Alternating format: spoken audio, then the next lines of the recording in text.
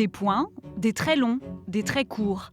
Ce n'est pas du morse, mais le pertuis d'Antioche et ses méandres. Une carte de navigation poétique qui prend vie sous la pointe fine de Marine Le Breton. On s'inspire des cartes de navigation, les cartes CHOM, donc il n'y a rien d'inventé. La base est réelle, elle est scientifique, elle est territoriale. La seule chose où j'ai un espace de liberté, c'est dans cette broderie graphique que j'ai mis en place. Le littoral atlantique, les îles, les estuaires, comme ici celui de la Seudre. Autant de territoires entre terre et mer à explorer pour l'artiste.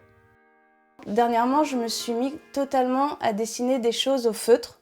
Au début, j'étais dans des cartes où je ne mettais pas les villes, je ne mettais pas les bâtis et où je cernais tout ce qui était mesure des océans, bathymétrie. Tout ça mis bout à bout, on est à chaque fois dans des images différentes, alors que le sujet est un peu monomaniaque.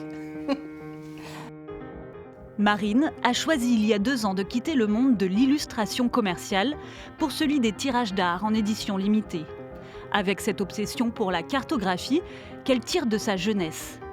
Ce sont des souvenirs d'enfance, j'étais dans les affaires de papa qui naviguait un peu, il y avait toujours quelques cartes qui traînaient pas loin dans la maison, des cartes de navigation. Donc j'ai des souvenirs d'enfant voyant mon père pencher sur ces cartes. Ouais.